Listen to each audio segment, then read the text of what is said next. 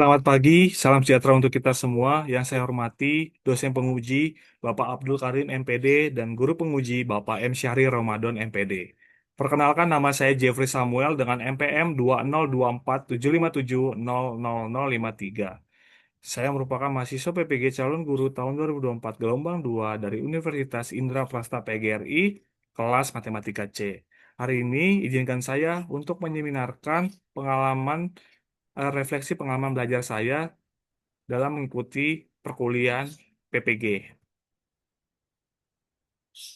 Adapun pembahasan yang akan dibahas, yang pertama adalah identifikasi diri, kemudian refleksi pengalaman belajar, yang ketiga desain pembelajaran, yang keempat rencana tindak lanjut, dan yang kelima adalah artefak pembelajaran. Yang pertama dimulai dari visi-visi. Yang pertama adalah visi pribadi untuk pendidikan di Indonesia.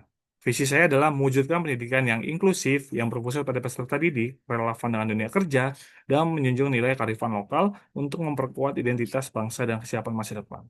Lalu visi pribadi sebagai calon guru, saya ingin menjadi calon guru profesional yang mampu menginspirasi peserta didik untuk mengembangkan keterampilan abad 21 dan membentuk karakter positif, serta menciptakan kelas inklusif yang menghargai kearifan lokal.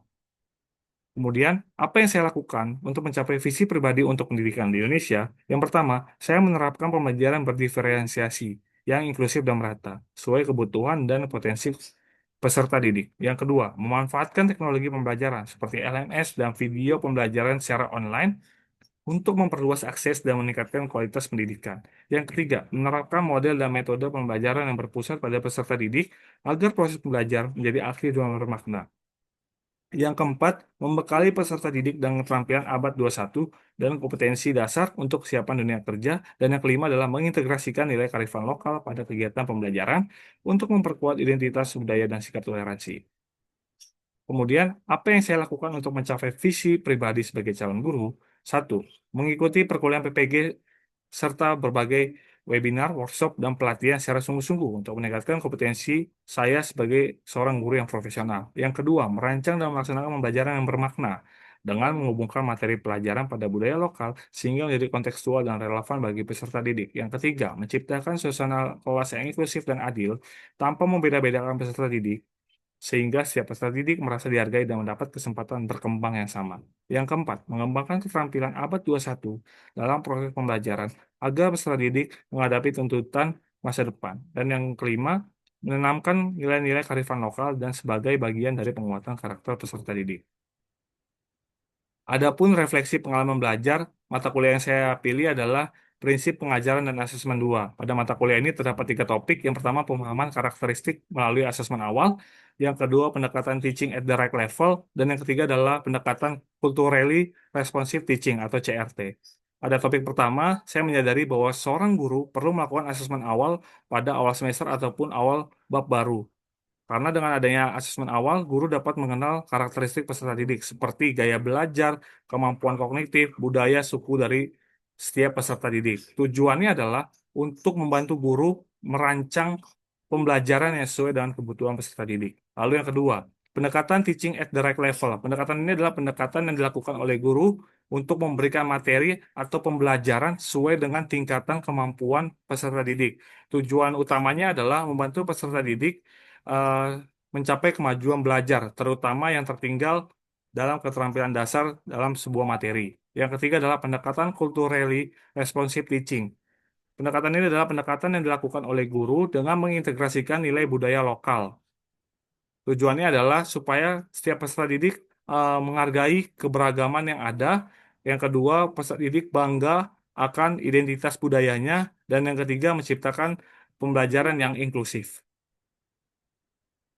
Setelah saya mengikuti mata kuliah ini, saya menyadari bahwa seorang guru perlu memperhatikan latar belakang budaya peserta didik.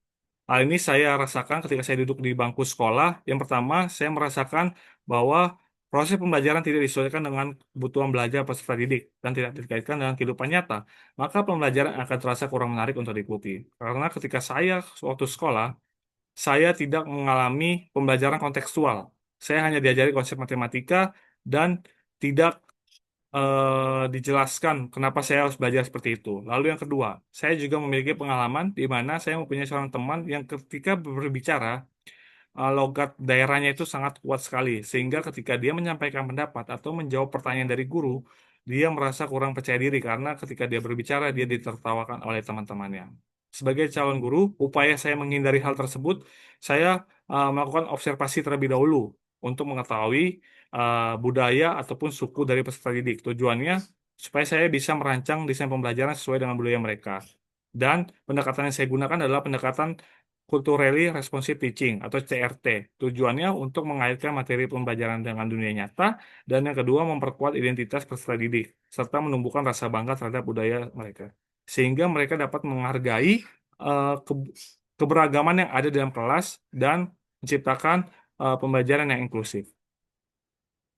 Kemudian ada rencana tindak lanjut. Yang pertama, mengembangkan pengetahuan dan keterampilan. Seperti yang kita ketahui, zaman dan teknologi terus berkembang. Maka dari itu, sebagai guru yang profesional, saya perlu meningkatkan diri saya sesuai dengan perkembangan zaman.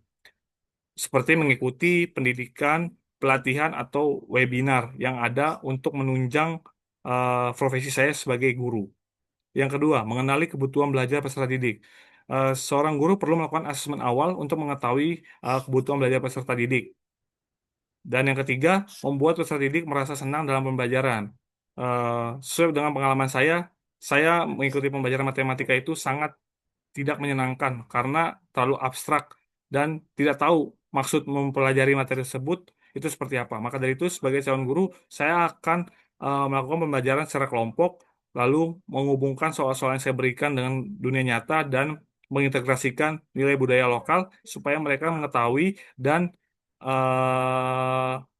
menghargai budaya yang ada. Yang keempat adalah melakukan refleksi dan evaluasi diri. Sebagai manusia, saya menyadari bahwa saya tidak akan sempurna, melainkan dengan melakukan refleksi dan evaluasi diri, saya bisa berkembang, maju, dan lebih baik mengajar dalam mengenal peserta didik setiap harinya.